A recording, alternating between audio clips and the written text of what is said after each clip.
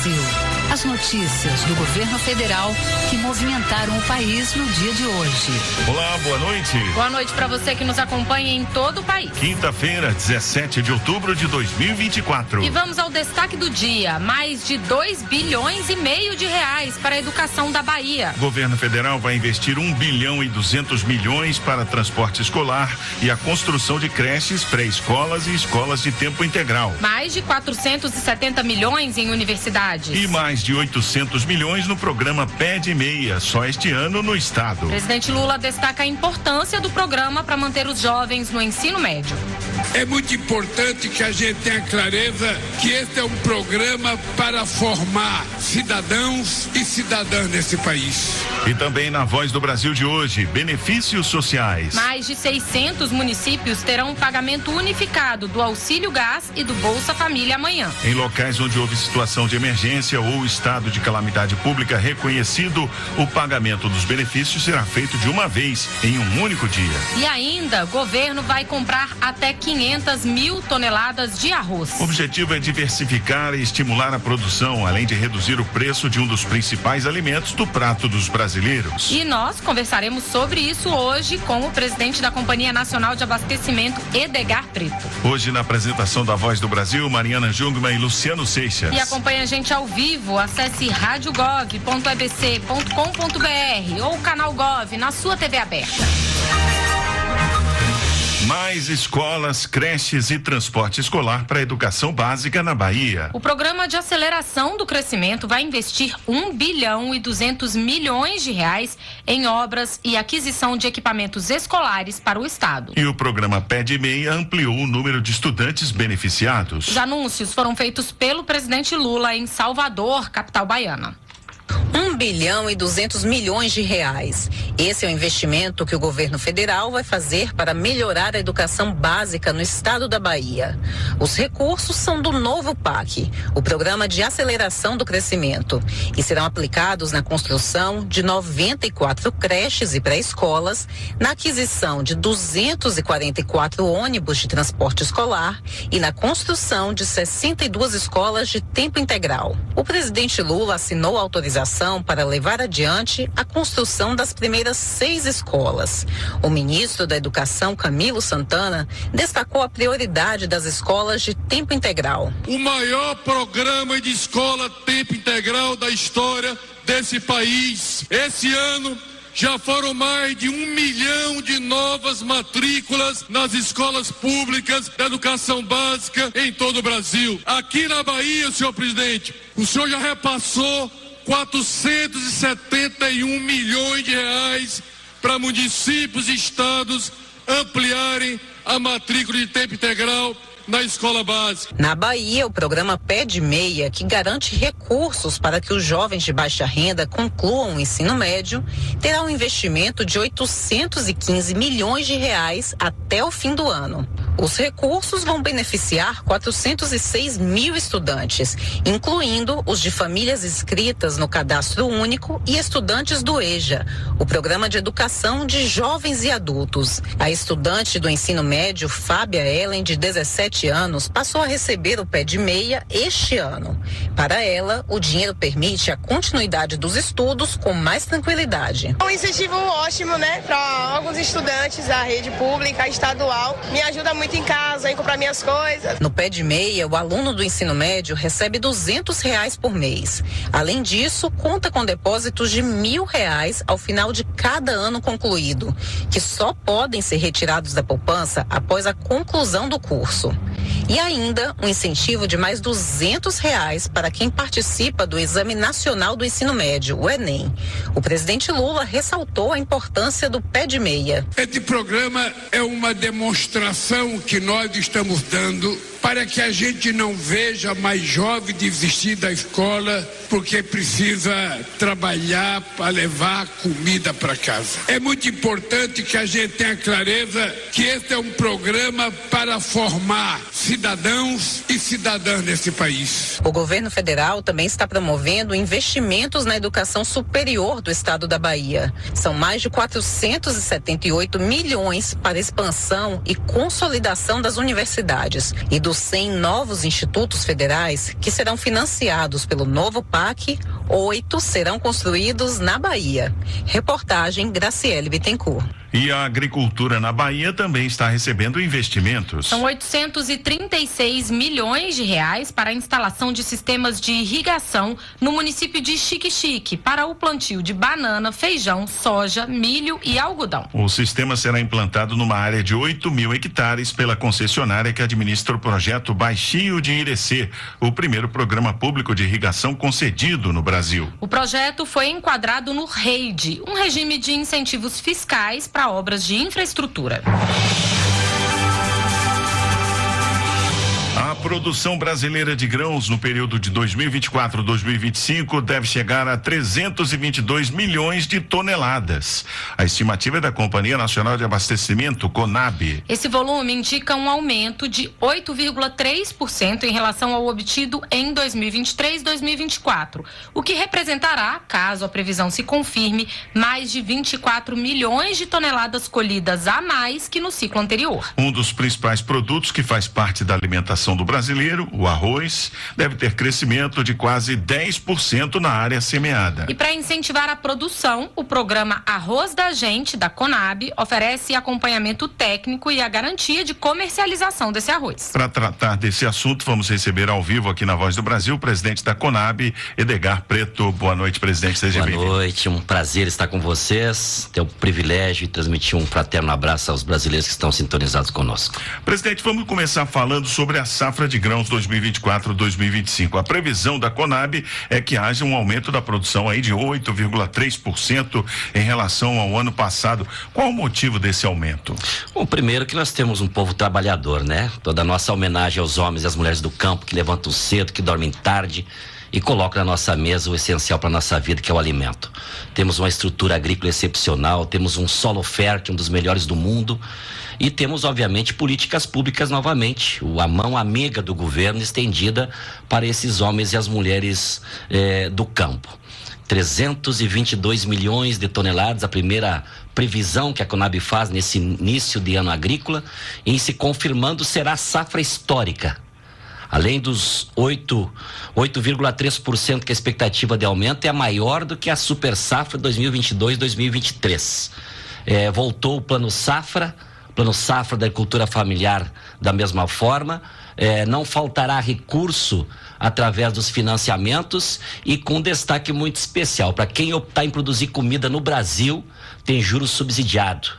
Voltou a ser um bom negócio produzir alimento no nosso país. Então, com a mão do governo, as políticas públicas e a disposição dos homens e das mulheres no campo, a gente se avizinha para essa safra histórica no nosso país. E quais devem ser os destaques dessa próxima safra, presidente?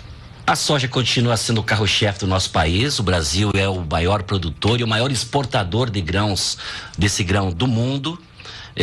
A previsão que a CONAB faz é que muito possivelmente a gente terá o destaque aí para a questão da soja, mas principalmente um aumento também na exportação, por dois motivos especiais.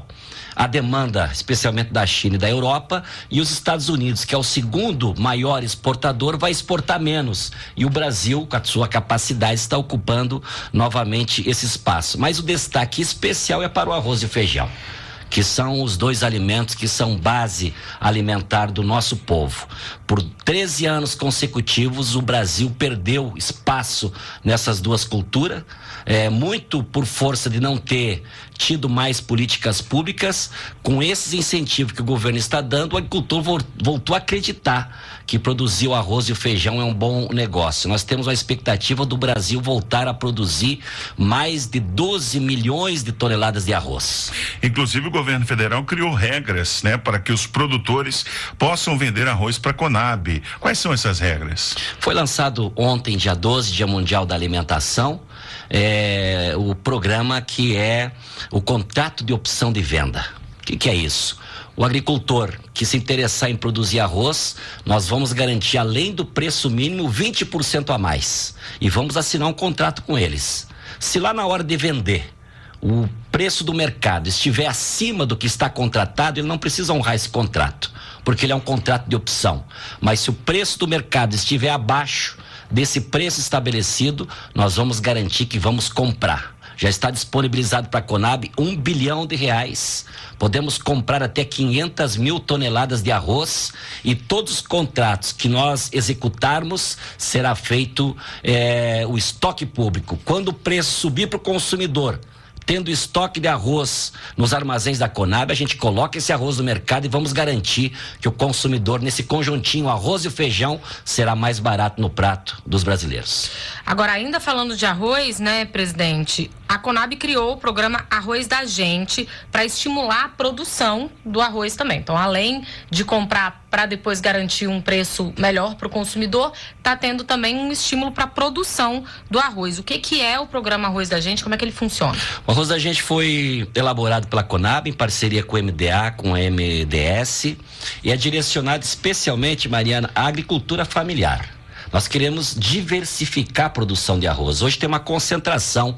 Rio Grande do Sul é responsável por mais de 70% dessa produção. Vai continuar sendo essa excelência na produção, esse grande estado, pela sua capacidade. Mas nós também queremos otimizar recursos. É caro trazer o arroz do Rio Grande do Sul para colocar no norte, nordeste, no centro-oeste. Então nós vamos diversificar. Garantir que os agricultores familiares terão crédito. Nós vamos garantir o armazenamento, nós vamos garantir a compra e vamos garantir um preço justo. E esse arroz, do Arroz da Gente, nós queremos utilizar ele para a rede assistencial. Comprar para o PA, Programa de Aquisição de Alimentos, comprar para as escolas, para a merenda escolar, botar nos hospitais, botar nas creches, botar nos abrigos.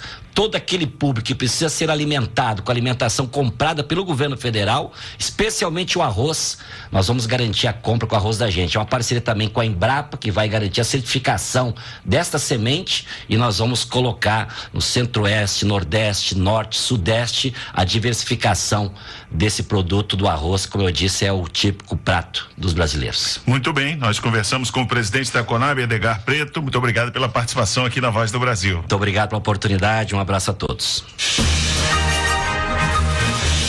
A partir de amanhã começam a ser pagos o Bolsa Família e o Auxílio Gás do mês de outubro. E para quem mora em cidades que estão em situação de emergência ou estado de calamidade pública, o pagamento será feito para todos os beneficiários de uma só vez amanhã. Nesta sexta-feira, a Caixa Econômica Federal começa a fazer os pagamentos do Bolsa Família e do Auxílio Gás referentes ao mês de outubro para os beneficiários com o número de identificação social NIS terminado em 1. Neste mês, foram incluídos 400 mil novos beneficiários no Bolsa Família. Ao todo, mais de 20 milhões e 700 mil domicílios devem receber um valor médio de R$ 678,46. Já o Auxílio Gás será pago a mais de 5 milhões e meio de famílias pelo valor de R$ 104. O programa do governo federal é repassado a cada 2 meses pelo Ministério do Desenvolvimento e Assistência Social, Família e Combate à Fome.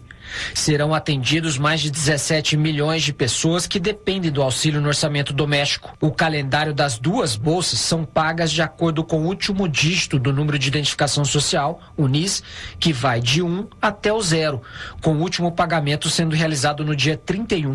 Mas os beneficiários de 686 cidades que estão em situação de emergência ou estado de calamidade pública, reconhecido pelo governo federal, recebem o dinheiro nesta sexta-feira. O governo unificou o pagamento para o primeiro dia de depósito nesses locais com o objetivo de amenizar as consequências de eventos climáticos ou desastres para a população. Pablo Mundim para a Voz do Brasil. E medidas técnicas já estão sendo feitas para proibir o uso do cartão do Bolsa Família para pagamentos de apostas eletrônicas, as chamadas BETs. A afirmação foi feita hoje pelo ministro do Desenvolvimento e Assistência Social, Família e Combate à Fome, Wellington Dias, que mais cedo se reuniu com o ministro da Fazenda, Fernando Haddad, para tratar do assunto. Anteriormente, Haddad já havia declarado que o governo vai proibir o uso de cartões de crédito e do Bolsa Família para esse fim. Hoje, o Wellington Dias afirmou que os próprios sites de apostas estão colaborando para evitar essa forma de pagamento. Nós estamos trabalhando na perspectiva de garantir o cumprimento da regra que coloca para todos os cartões de crédito, cartões do Bolsa Família, a regra que limita, impedindo o uso para pagamento de apostas. Novos procedimentos de saúde vão entrar no rol da ANS, Agência Nacional de Saúde Suplementar. Entre eles, tratamentos para câncer de próstata e osteoporose passam a ter cobertura obrigatória dos planos de saúde. A partir do dia 22 de outubro, os planos de saúde deverão aceitar 2 novos medicamentos. O primeiro deles é o ganciclovir, usado para tratar infecções causadas por citomegalovírus, da família do vírus da herpes, em pessoas com HIV. O segundo medicamento, a abiraterona, é para tratar homens com câncer de próstata em estágio avançado, para conter o avanço da doença. Também passa a fazer parte da lista de cobertura obrigatória dos planos de saúde, uma terapia imunobiológica para mulheres com osteoporose na pós-menopausa e que não tiveram resultado com outros medicamentos. Essa tecnologia já estava no rol da ANS, mas apenas para pacientes com mais de 70 anos. Agora a cobertura foi ampliada para pacientes de todas as idades. Natália Kozlik para a Voz do Brasil. A indústria de defesa gera tecnologia, empregos e exportações. Neste mês, as vendas ao exterior de itens como radares, embarcações, mísseis e aeronaves alcançaram US$ 1 bilhão e 600 milhões, mesmo o patamar atingido no ano de 2021, que foi o maior já registrado em 10 anos. Entre os produtos bélicos, as aeronaves fabricadas pela Embraer estão entre os itens mais exportados. A indústria de defesa brasileira fabrica itens como aeronaves, sistemas de comunicação, radares e munições. Neste mês, as exportações autorizadas desses produtos alcançaram a cifra de US$ 1 bilhão e 600 milhões. Esse valor se iguala ao patamar histórico de exportações de produtos de defesa alcançado em 2021. Entre os maiores compradores do Brasil estão os Estados Unidos, Dinamarca, Hungria e Portugal. O secretário de Produtos de Defesa do Ministério da Defesa, Heraldo Luiz Rodrigues, explica o desenvolvimento do setor.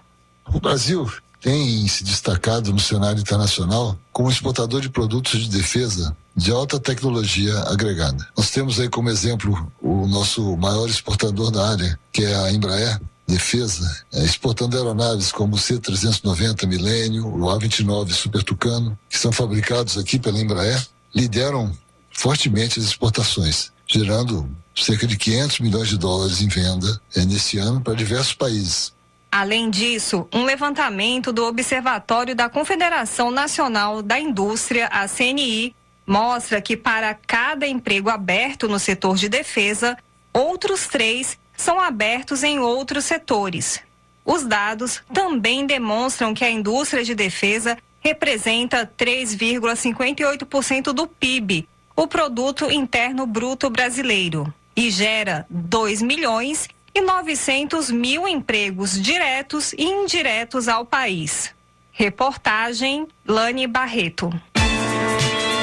A rodovia BR-424, que passa por Maceió, em Alagoas, vai ter 44 quilômetros duplicados, no trecho conhecido como Arco Metropolitano. A ordem de serviço para o início das obras foi assinada hoje e a obra será entre os municípios de Marechal Deodoro e Satuba. O investimento é de 252 milhões e tem como objetivo diminuir a lentidão, tráfego intenso e acidentes na rodovia. O ministro dos Transportes, Renan Filho, falou sobre a importância da obra para o estado de Alagoas.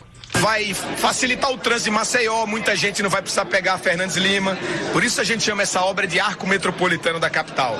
E vai facilitar o desenvolvimento industrial do polo de Marechal, do polo de Pilar, do município de Santa Luzia, de Coqueiro Seco, e será muito importante para o desenvolvimento de Alagoas. O Brasil tem atraído cada vez mais visitantes estrangeiros. Entre janeiro e setembro deste ano, o número de turistas vindos de outros países aumentou 12% em comparação com o mesmo período do ano anterior. São cerca de 4 milhões e 900 mil viajantes internacionais. É o melhor resultado registrado na série histórica para o mês de setembro. O impacto do crescimento é sentido pelo setor hoteleiro e a taxa de ocupação já é maior que a do ano passado. Fabiana Lacerda é gerente de um hotel em Brasília. Ela conta que nesta semana, em apenas um dos hotéis, mais de 80% dos quartos estão ocupados. O motivo são os Jogos Universitários Brasileiros. Shows, eventos e congressos têm aumentado a ocupação dos quartos de hotéis. Mas, segundo Fabiana, independentemente do tipo de evento, o gasto com diárias aumentou nos últimos meses. Nós observamos isso através da diária média, que foi possível aumentar essa diária média e contar com que essas pessoas pudessem se hospedar nos nossos hotéis. Uma pesquisa do Fórum de Operadores Hoteleiros do Brasil mostrou que o mercado do turismo está mais aquecido no país, com crescimento na hotelaria. De janeiro a agosto de 2024, a taxa de ocupação de hotéis cresceu em média 1,2% em relação ao mesmo período de 2023. A região nordeste do país registrou a maior alta, de 8,1%. Já a norte registrou um aumento de 3,3%. Foram observados aumentos também nas regiões centro-oeste e sudeste. A pesquisa também apontou que a diária média do setor aumentou 10,6%, com destaque para a região norte. O estudo levou em conta 537 hotéis de redes associadas, responsáveis por mais de 85.500 leitos. Fábio Montanheiro é gerente de inteligência de dados e competitividade da Embratur. Ele conta que, além desses dados, a Embratur também destaca o crescimento do número de turistas estrangeiros no país. O turismo internacional aqui no Brasil fomenta e muito a hotelaria. Nós temos uma pesquisa realizada pelo Ministério do Turismo que demonstra que aproximadamente metade dos turistas internacionais fica em hotéis e resorts aqui no Brasil. Então a gente está falando de aproximadamente aí 2 milhões de turistas ficando no nosso parque hoteleiro nacional.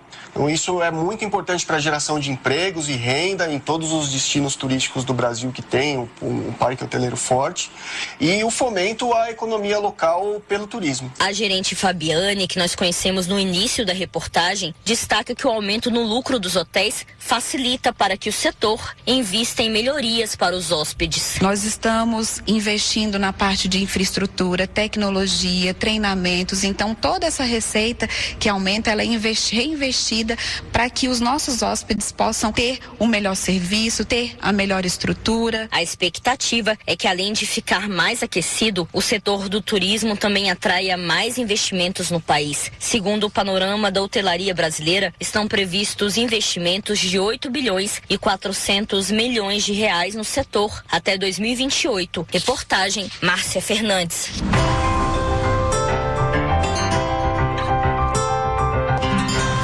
Foram publicadas as novas datas de reaplicação do Exame Nacional para a Certificação de Competências de Jovens e Adultos, o ENSEJA 2024. As provas serão realizadas nos dias 29 e 30 de outubro e a divulgação dos gabaritos no dia 11 de novembro. As datas são válidas também para as pessoas privadas de liberdade ou sob medida socioeducativa, que inclua a privação de liberdade. O exame é uma oportunidade para quem busca a certificação do ensino fundamental e médio. A participação é voluntária, gratuita e destinada a jovens e adultos que não concluíram os estudos na idade apropriada. E essas foram as notícias do Governo Federal. Uma realização da Secretaria de Comunicação Social da Presidência da República. Com produção da Empresa Brasil de Comunicação. Fique agora com o Minuto do TCU. Em seguida, as notícias do Poder Judiciário e do Congresso Nacional. Boa noite. Boa noite para você e até amanhã.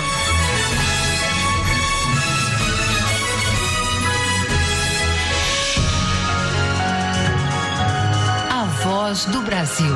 Governo Federal. Minuto do TCU. O Tribunal de Contas da União analisou o plano de fiscalização anual sobre as obras com recursos federais. O Fiscobras deste ano traz os resultados de auditorias feitas em 23 empreendimentos. Do total, 17 apresentaram indícios de irregularidades graves e apenas uma delas tem indicação que pode levar à sua paralisação. As áreas de saneamento, rodovias, habitação e infraestrutura urbana foram as mais fiscalizadas. Também foram verificados os setores de energia e transportes. O relatório do TCU detalha o nível de execução das obras e será enviado ao Congresso Nacional. O material auxilia os parlamentares na análise sobre quais obras deverão ou não receber verbas da União. O relator do processo no TCU foi o ministro Antônio Anastasia. TCU, fiscalização a serviço da sociedade.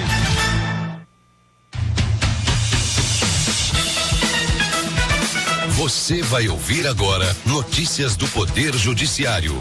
STF decide sobre o uso de termos inclusivos para pessoas trans em declaração de nascimento. TST decide que casal deve responder por acidente com diarista. TSE constata que PT cometeu fraude à cota de gênero em eleições de 2020. Boa noite, eu sou Ariana Fonseca. E eu sou Carlos Eduardo Cunha. Supremo Tribunal Federal determina a inclusão do termo parturiente em declaração de nascido vivo. A decisão foi proferida em ação que garantiu o acesso de pessoas trans a consultas médicas conforme as necessidades biológicas.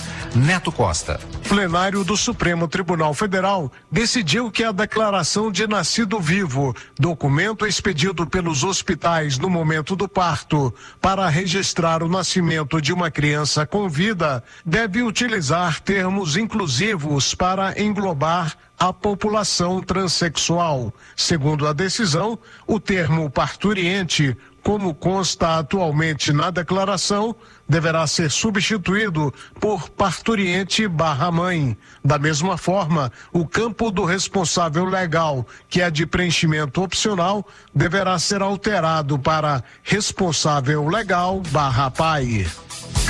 STF suspende regra que igualava critérios de aposentadoria para policiais civis homens e mulheres. A decisão do ministro Flávio Dino será levada a referendo do plenário. Marcelo Della Libera. A ação foi apresentada pela Associação dos Delegados de Polícia do Brasil contra a expressão para ambos os sexos para aposentadoria na carreira policial, introduzida por emenda constitucional. Para o relator da matéria no STF, ministro Flávio Dino, ao não assegurar às mulheres policiais o redutor de tempo em relação aos homens, a norma rompe um modelo vigente desde a redação original da Constituição Federal de 1988, que prevê requisitos diferenciados para aposentadoria no serviço público, voltados à concretização da igualdade de gênero. A decisão determina que o Congresso Nacional edite nova norma, afastando a inconstitucionalidade. Até que ela seja aprovada, deve ser aplicada a regra geral de 3 anos de redução para todos os prazos que se refiram a mulheres policiais civis e federais. Magistrados podem fixar prazo de duração das medidas protetivas de urgência da Lei Maria da Penha. Essa decisão é do STJ. Jéssica Castro. Uma mulher sem apresentar representação criminal pediu proteção após um ex-namorado atear fogo no carro do atual marido e o ameaçar de morte. O Tribunal de Justiça de Minas Gerais, ao reformar a sentença e acolher o recurso do Ministério Público, concedeu medidas protetivas por 90 dias. A 5ª turma do STJ manteve esse prazo, destacando que o juízo pode fixá-lo, desde que o justifique com base nas particularidades do caso e que revise periodicamente a necessidade de manter as medidas, ouvindo a vítima antes de qualquer alteração. Casal deve responder por acidente com diarista que ficou paraplégica. Ela se desequilibrou em uma escada e caiu de uma altura de 3 metros. Anderson Conrado. A 1ª turma do Tribunal Superior do Trabalho reconheceu a responsabilidade de um casal de aposentados de Petrópolis, no Rio de Janeiro, pelo acidente ocorrido com uma diarista e que a deixou paraplégica. Segundo o relator, ministro Hugo Scheuermann, o acidente poderia ter sido evitado se os patrões tivessem instruído a trabalhadora e observado as normas de segurança do trabalho. Com a decisão, o processo deverá retornar ao TRT para o julgamento do pedido de indenização.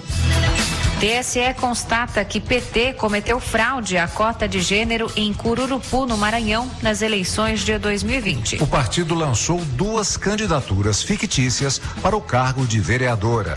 Estevão Furtado. O plenário do TSE acompanhou na íntegra o voto do relator do processo, ministro André Mendonça, e anulou os votos recebidos pelo Partido dos Trabalhadores, o PT, nas eleições de 2020. De acordo com Mendonça, estão presentes no processo 5 elementos que configuram a fraude à cota de gênero: votação zerada ou ínfima, ausência de gastos de campanha, prestação de contas de conteúdo irrelevante ou não apresentação do balanço contábil, inexistência de atos de campanha pelas candidatas e a não demonstração de que teria ocorrido desistência de candidatura. Você acompanha outras notícias do Poder Judiciário em 104,7 FM para o Distrito Federal e em torno. Ou pelo canal 1.3 da TV aberta em Brasília. Ouça também pelo TuneIn de qualquer lugar do mundo. E baixe agora o TV Justiça Mais, disponível na loja de aplicativos do seu celular. Uma boa noite. E até amanhã. Notícias do Poder Judiciário, uma produção da Rádio Justiça, Supremo Tribunal Federal.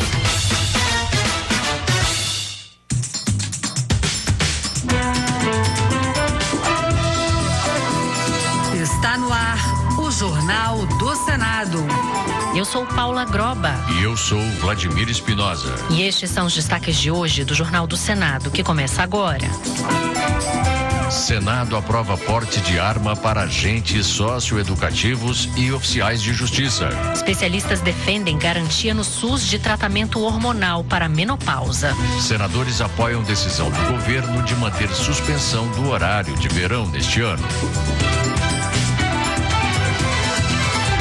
Boa noite. Boa noite. Agentes socioeducativos e oficiais de justiça poderão ser autorizados a ter porte de arma. Essa foi a decisão aprovada pela Comissão de Constituição e Justiça do Senado. A proposta ainda será analisada pela Câmara dos Deputados. Para terem direito ao benefício, os agentes e oficiais de justiça deverão passar por testes de capacidade técnica e aptidão psicológica. Os detalhes na reportagem de Marcela Cunha. O projeto concede porte de arma de fogo para agentes de segurança socioeducativos e oficiais de justiça. O texto reconhece a exposição constante desses profissionais a situações de risco, semelhantes às de outras categorias já autorizadas a portar armas. O autor, senador Fabiano Contarato, do PT do Espírito Santo, argumenta que ao lidarem com adolescentes que cometeram atos infracionais graves, os agentes socioeducativos se tornam alvos de ameaças. Por isso, considera que o porte de arma é um mecanismo de defesa dos profissionais. A realidade é que esses agentes socioeducativos fazem um trabalho de fundamental importância, colocando em risco a sua vida, a sua integridade física. Se houver uma invasão dentro de uma unidade de internação para adolescente em conflito com a lei, as pessoas que serão atingidas serão esses agentes socioeducativos. O relator, senador Esperidião Amin, do Progressistas de Santa Catarina, incluiu no projeto o porte de armas para os oficiais de justiça, pelos riscos inerentes às suas funções. Para terem direito ao benefício, os agentes e os oficiais de justiça terão que passar por testes de capacidade técnica e aptidão psicológica. Eles também vão ficar isentos de taxas de registro e manutenção das armas. O senador Cleitinho, do Republicanos de Minas Gerais, criticou o fato de políticos condenados por corrupção estarem em liberdade e tentarem se candidatar novamente. Para ele, pessoas que cometeram esses crimes não deveriam ter a possibilidade de disputar eleições. O parlamentar fez um apelo para que a população seja mais vigilante e evite votar em candidatos com histórico de corrupção. Cleitinho também reforçou suas críticas à flexibilização da lei da ficha limpa, ressaltando que o projeto, já aprovado na Câmara dos Deputados, ainda será analisado pelo plenário do Senado. E aí a gente está discutindo aqui uma lei aqui para flexibilizar a lei da ficha limpa, para poder beneficiar esses caras. Gente, nós temos que poder afunilar mais ainda. Esses caras nunca mais poderiam ser candidatos, gente. Já o senador Márcio Bittar, do União do Acre, pediu a aprovação de uma proposta de emenda constitucional de sua autoria. A PEC altera a composição do Tribunal Superior Eleitoral para que o colegiado deixe de ter ministros do Supremo Tribunal Federal entre seus membros. Bittar explicou que parte dos processos julgados no Tribunal Superior Eleitoral também são analisados pelo Supremo Tribunal Federal, muitas vezes pelo mesmo ministro. De acordo com o parlamentar, a PEC democratiza e diversifica a composição do TSE, incluindo a Câmara e o Senado entre as instâncias que irão indicar os magistrados da Corte.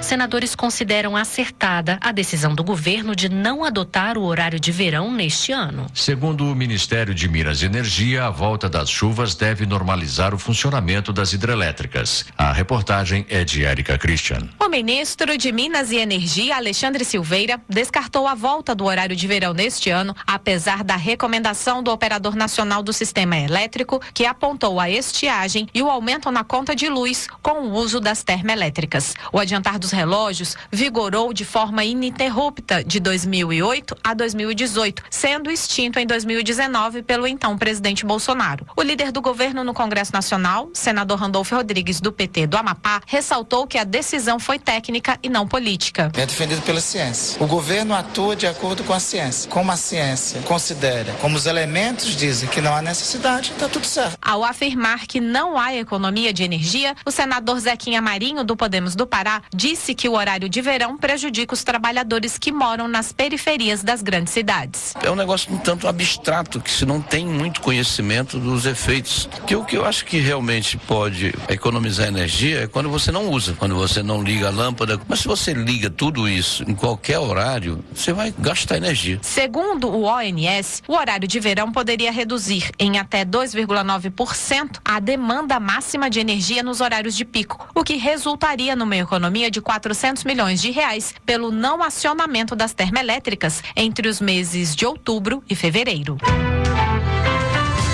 A terapia hormonal desde o climatério foi defendida por especialistas que participaram de uma audiência pública sobre o projeto que prevê tratamento no SUS para mulheres na menopausa. Eles cobraram mais atenção da saúde pública para essa etapa da vida feminina, em que já estão inseridas 28% das mulheres brasileiras. A reportagem é de Janaína Araújo. O projeto de lei que prevê tratamento no Sistema Único de Saúde para mulheres em climatério e na menopausa foi tema de audiência pública na Comissão de Assuntos Sociais. A médica ginecologista Socorro Moraes considera que o país não tem políticas públicas de enfrentamento ao envelhecimento feminino. O que nós temos são estimativas ainda de 2014, que em 2024 teríamos entre 29 a 30 milhões de mulheres no climatério, 28% da população feminina, mulheres que estão na janela de oportunidade para a gente fazer intervenções e melhorar a qualidade desse envelhecimento.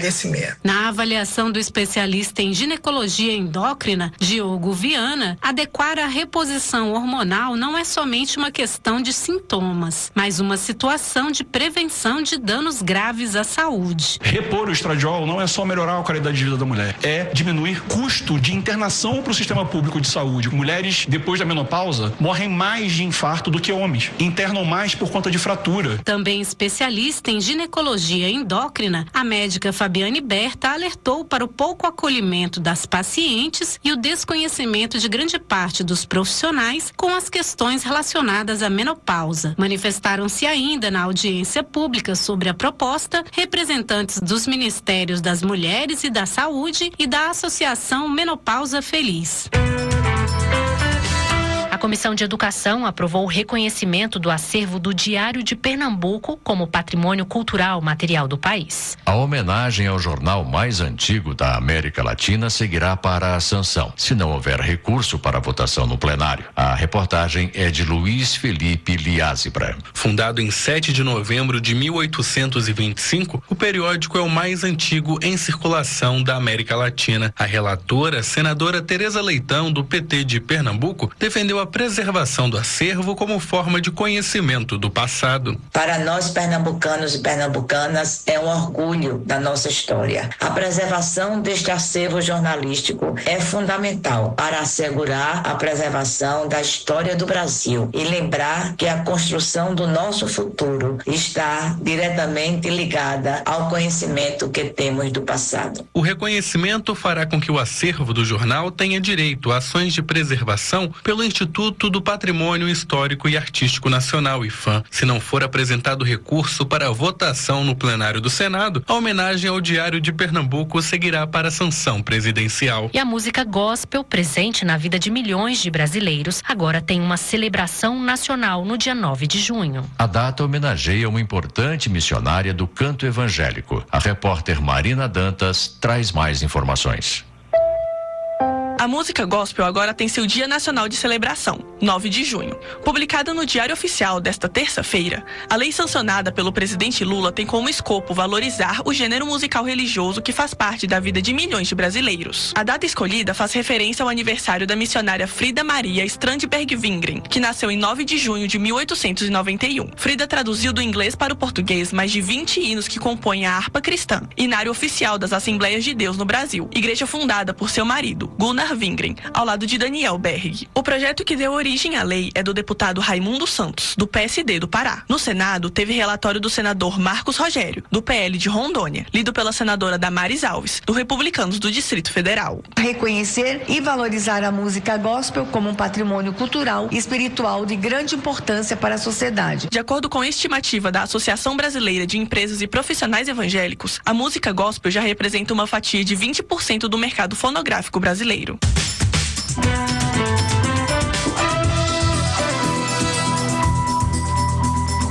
Com trabalhos técnicos de Eliseu Caires, o Jornal do Senado fica por aqui. Acompanhe agora as notícias da Câmara dos Deputados. Boa noite. Boa noite e até amanhã.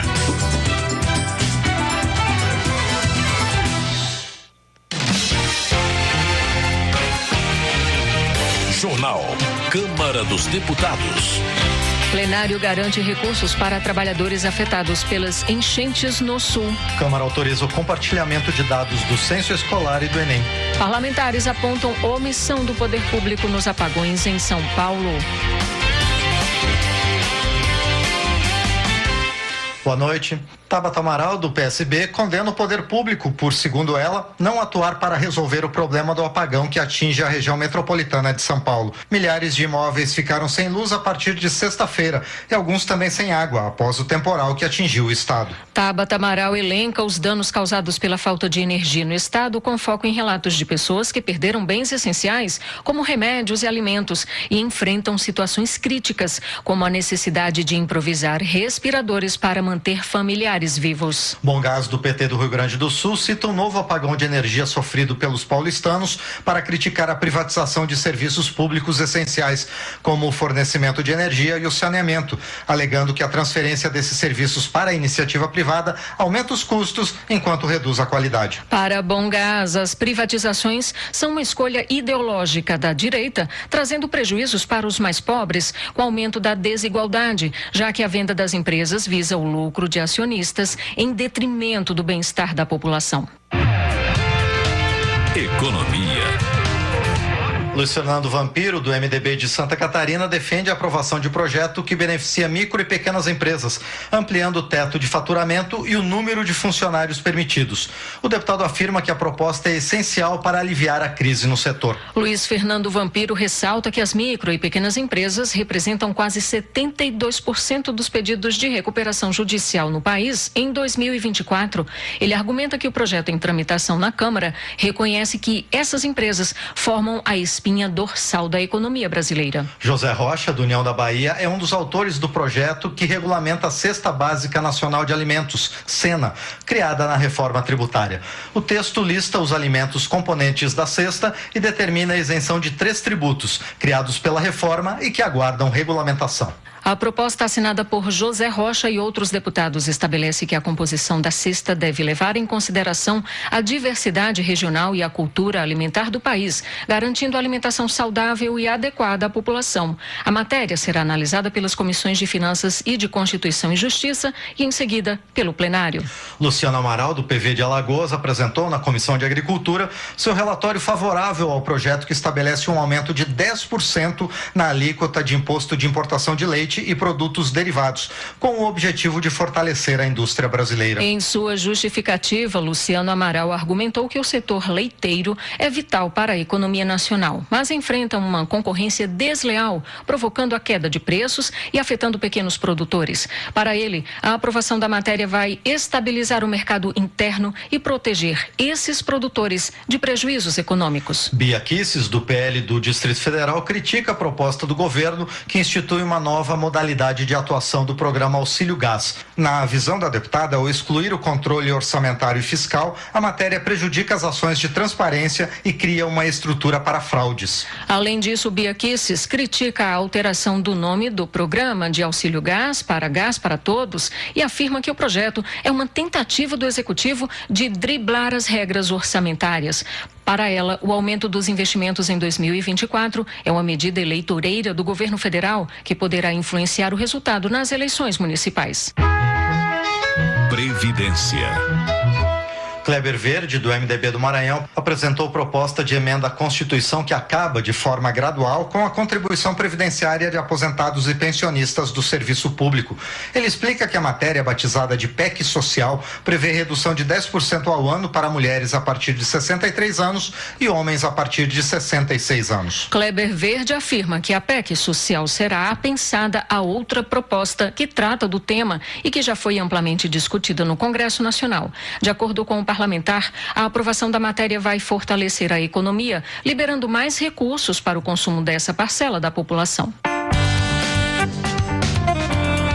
Desenvolvimento Regional. Medida provisória aprovada na Câmara garante recursos para a recuperação da infraestrutura do Rio Grande do Sul, com recursos para o pagamento de auxílio a trabalhadores. O repórter Marcelo Larcher detalha os principais pontos da matéria votada ontem. A Câmara dos Deputados aprovou medida provisória que abre crédito extraordinário de R$2 bilhões no orçamento deste ano para ações no Rio Grande do Sul, que ainda sofre com os efeitos das enchentes do início do ano. A maior parte do dinheiro é destinado ao pagamento de um auxílio de R$ 2.824 para trabalhadores domésticos e pescadores artesanais residentes nas áreas em situação de calamidade pública. Os recursos também serão usados para pagar as indenizações do seguro agrícola, o Proagro. A mesma medida provisória destina recursos para a recuperação das sedes do Tribunal Regional Federal e do Judiciário do Rio Grande do Sul. Estão previstos ainda recursos para a Defensoria Pública da União reforçar a assistência jurídica gratuita a atingidos pelas enchentes. Os créditos extraordinários para atendimento ao Rio Grande do Sul não serão computados como despesa para efeito do cumprimento da meta fiscal de 2024. A medida provisória foi aprovada de maneira simbólica, sem votos contrários. Para a deputada Érica Cocai, do PT do Distrito Federal, a aprovação permite o uso de recursos já reservados no orçamento. Nós temos o prazo de execução destes recursos, que se executou em pouco mais de 50%, que se extingue agora no final deste mês. Então, portanto, nós estamos possibilitando que este recurso que já foi destinado, ele possa ser efetivamente executado e que nós possamos fazer com que eles se transformem em auxílios efetivos ao povo do Rio Grande do Sul. Desde o início do ano, iniciativas de auxílio ao Rio Grande do Sul foram tratadas em 25 medidas provisórias, entre elas a prorrogação do prazo de pagamento de dívidas e tributos, recursos para linhas de crédito para produtores rurais e microempresas, entre outras. Depois de aprovada na Câmara, a medida provisória que abre crédito extraordinário de R$2 bilhões no orçamento deste ano para ações no Rio Grande do Sul seguiu para análise do Senado. Da Rádio Câmara de Brasília, com informações de Antônio Vital, Marcelo Larcher. Segurança Pública. Albuquerque, do Republicanos de Roraima, denuncia a atuação de gangues que estariam transportando idosos da Venezuela para o Brasil com o objetivo de fraudar o INSS. Entre as consequências do crime, o parlamentar cita o desproporcional aumento de gastos com aposentadorias na cidade de Pacaraima. Albuquerque afirma que as gangues estão explorando o sistema de previdência do Brasil, permitindo que estrangeiros consigam aposentadorias rapidamente, enquanto muitos brasileiros enfrentam dificuldades para garantir o direito. Ele pede mais atenção das autoridades no enfrentamento ao problema. Jorge Sola, do PT da Bahia, denuncia a influência de milícias, tráfico e contravenção nas eleições municipais em várias partes do Brasil. Segundo ele, as organizações criminosas se expandiram a partir da atuação no estado do Rio de Janeiro e agora assustam populações de todo o país. Jorge Sola afirma que, em algumas áreas, líderes criminosos interferiram diretamente no processo eleitoral, ditando ordens de voto. Nas palavras do congressista, é preciso evitar o peso econômico nas disputas eleitorais para privilegiar políticas públicas essenciais à população. Kiko Seleguin, do PT de São Paulo, apresentou o projeto que visa combater os golpes bancários e a abertura fraudulenta de contas, obrigando as instituições financeiras a adotarem procedimentos mais rigorosos na identificação de clientes e checagem dos dados. Para tanto, o texto de Kiko Seleguin estabelece que o banco deve fazer o reconhecimento do cliente em 4 etapas: facial, de impressão digital, de voz e por assinatura física ou eletrônica certificada. O projeto quer também garantir a identificação de estelionatários e o ressarcimento de perdas causadas por crimes digitais. Atenta ao constrangimento sentido por vítimas de violência doméstica e familiar quando atendidas por profissionais homens, Leda Borges, do PSDB de Goiás, apresentou o projeto para garantir que as mulheres sejam acolhidas por profissionais do sexo feminino em áreas como saúde, polícia, judiciário e Ministério Público. Para Leda Borges, o desconforto de ter de narrar agressões a um homem pode agravar o trauma das mulheres e, por isso, ela defende ajustes orçamentários para viabilizar a contratação de mais servidoras, garantindo atendimento especializado e humanizado. Política. Marcel Van Hatten, do Novo do Rio Grande do Sul, entende que está sendo alvo de perseguição pelo Supremo Tribunal Federal por suas falas na tribuna da Câmara. O deputado defende a inviolabilidade do artigo constitucional que protege parlamentares pelas suas falas e opiniões. Para Marcel Van Hatten, sua liberdade de expressão e imunidade parlamentar estão sendo ameaçadas. Ele acredita que o STF tenta calar a oposição e controlar as vozes dissonantes, o que, segundo ele, representa uma ameaça à democracia. Adriana Ventura, de São Paulo, informa que o Novo protocolou o projeto com critérios e regras de transparência para a execução orçamentária. A deputada argumenta que o sistema atual abre espaço para falhas na fiscalização do uso de emendas e verbas discricionárias. Como consequência do problema, Adriana Ventura aponta a falta de clareza quanto à vinculação das ações a políticas públicas. A parlamentar ressalta que a proposta do Novo busca alterar também as regras sobre as chamadas emendas PIX, exigindo que o parlamentar informe para qual política pública o recurso deverá ser enviado.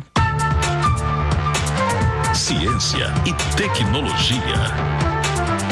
Câmara aprova projeto que regulamenta a clonagem de animais. O repórter Antônio Vital acompanhou a votação da proposta, que já pode virar lei. A Câmara dos Deputados concluiu a votação de projeto que regulamenta a clonagem de animais destinados à pesquisa e pecuária. A proposta foi apresentada pela ex-senadora Cátia Abreu e já tinha sido aprovada pelo Senado. O projeto trata de animais como bois, búfalos, cabras, ovelhas, cavalos, porcos, coelhos e aves. Estabelece, por exemplo, que os clones produzidos terão que ser monitorados e identificados durante todo o seu ciclo de vida.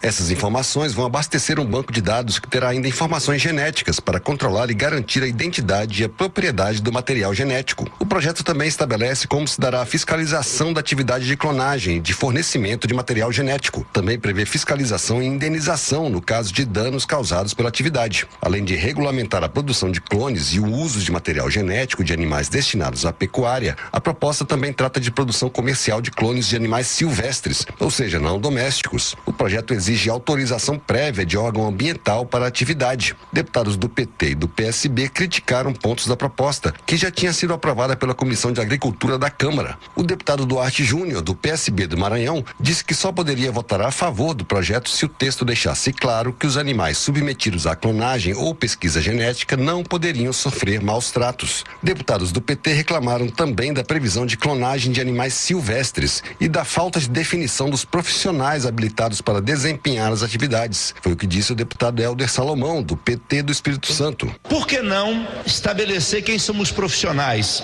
responsáveis, técnicos por esta atividade tão importante? Segundo, por que não deixar assim evidente que não pode haver maus tratos com os animais? O terceiro, é difícil compreender. Clonagem de animais silvestres, com que objetivo? Preservação? Garante a preservação é a gente cuidar da natureza, da biodiversidade, dos animais silvestres. O texto aprovado foi apresentado pelo relator, deputado Pinheirinho, do PP de Minas Gerais. No plenário, a relatora foi a deputada Adriana Ventura, do Novo de São Paulo. Ela rejeitou as sugestões de mudança. Segundo ela, a lei já prevê punição para maus tratos contra animais. A gente não está falando de todos os animais, a gente não está falando de cão e gato, a gente está falando de alguns animais que é importante para a pesquisa, que é importante para que a gente possa produzir, comercializar e principalmente para manter muitas espécies que têm risco de extinção. O projeto avança no sentido de dar essa segurança, de ter esse banco de dados, de certificar pessoas que comercializam animais. O projeto que regulamenta a produção de clones de animais destinados à pesquisa e pecuária seguiu para a sanção presidencial e pode virar lei. Da Rádio Câmara de Brasília, Antônio Vital. Educação. Helder Salomão, do PT do Espírito Santo, saúda os professores, cuja data é comemorada em 15 de outubro. Ele fala do orgulho em ser professor e ressalta a importância destes profissionais enquanto agentes de transformação social e de mudança para as novas gerações. Helder Salomão reforça a necessidade de mais investimentos para a educação, mas elogia os avanços alcançados na gestão do atual governo federal, destacando o reajuste da merenda escolar, a criação de novas escolas e institutos federais e a valorização dos professores. Professor Reginaldo Veras, do PV do Distrito Federal, aborda desafios enfrentados pelos professores, como salas superlotadas, baixos salários, más condições de trabalho e falta de respeito por parte de alunos, pais e do próprio Estado. Segundo o deputado, a desvalorização desses profissionais afeta diretamente a qualidade da educação no Brasil. Reginaldo Veras acusa alguns parlamentares de tentar criminalizar o trabalho dos professores. O deputado reforça seu compromisso em defender os profissionais da educação, criticando quem parabeniza os docentes sem agir concretamente para melhorar suas condições de trabalho. Alan Garcês, do PP do Maranhão, critica a investigação do Ministério Público de Pernambuco sobre alunos que leem a Bíblia nos intervalos das aulas em uma escola estadual. O deputado afirma que o foco do órgão não deveria ser a censura aos estudantes, e sim o combate ao uso de drogas nas instituições públicas de ensino. Alan Garcês argumenta que os alunos têm direito de ler a Bíblia garantido pela Constituição Federal, uma vez que o Estado é laico, mas não antirreligioso. Ele acredita que a ausência de valores espirituais na educação pode levar à degradação social e à falta de respeito entre gerações.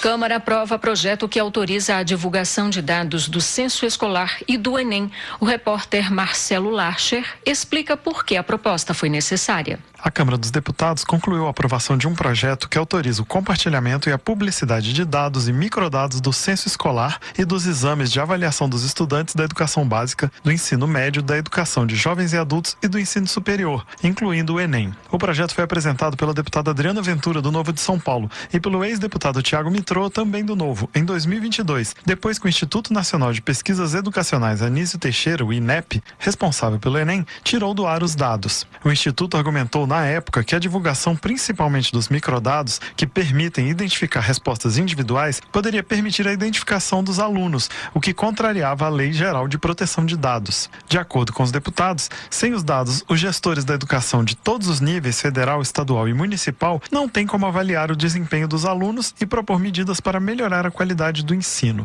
Foi o que explicou a deputada Adriana Ventura. E nós protocolamos esse projeto para fazer o óbvio, que é garantir a transparência dos dados de educação, porque subitamente o Ministério da Educação tirou esses dados do ar. Então toda a série histórica dos dados foram, sim, a gente não tinha mais acesso aos dados. Para você fazer política pública, você precisa de dados de educação. Para a sociedade poder melhorar essa educação, a gente precisa ver o que funciona, o que não funciona. O projeto original previa também a elaboração de um ranking anual do desenvolvimento da educação básica e do ensino médio, a partir da análise dos dados, o que causou resistência em diversos partidos. Esse trecho foi retirado do texto em 2022, quando a Câmara aprovou a proposta, depois enviada para análise do Senado. Os senadores, por sua vez, retiraram do texto trechos da proposta aprovada na Câmara. Uma delas permitiu acesso aos dados antes mesmo de publicação de regulamento sobre o assunto. O relator da proposta na Câmara, deputado Nicolas Ferreira, do PL Mineiro, manteve o texto do Senado. O projeto foi aprovado de maneira simbólica pelo plenário, sem votos contrários. Para a deputada Érica Cocai, do PT do Distrito Federal, os dados contribuem para a melhora da educação. Somos favoráveis a essa proposição porque é fundamental que nós possamos trabalhar com dados. As evidências científicas e os perfis que se traça a partir dos dados são fundamentais para elaborar as políticas públicas. Este projeto, ele foi inclusive protocolado logo depois da supressão de dados pelo INEP, o Instituto de Pesquisas Anísio Teixeira, que aconteceu durante o governo Bolsonaro. O projeto que autoriza o compartilhamento e análise de dados do censo escolar e dos exames nacionais de ensino seguiu para a sanção presidencial e já pode virar lei. Da Rádio Câmara de Brasília, com informações de Antônio Vital, Marcelo Larcher. Eleições.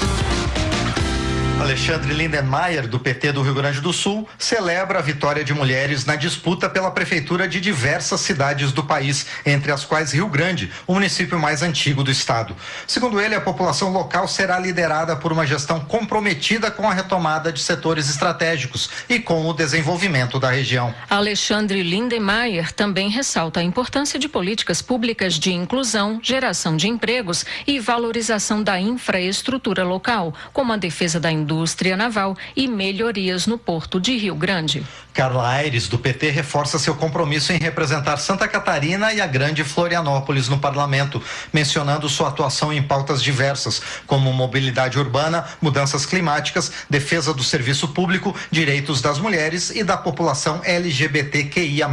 Carla Aires também sublinha a importância do trabalho conjunto com outros deputados e ministérios para dar visibilidade às necessidades da região. A parlamentar conclui expressando gratidão a colegas, lideranças partidárias e funcionários pela acolhida e apoio em sua trajetória. Termina aqui o Jornal Câmara dos Deputados, com trabalhos técnicos de Rafael Santos e apresentação de Fátima Ochoa e Márcio Aquilissardi. Boa noite. A Voz do Brasil volta amanhã. Você ouviu A Voz do Brasil. Boa noite.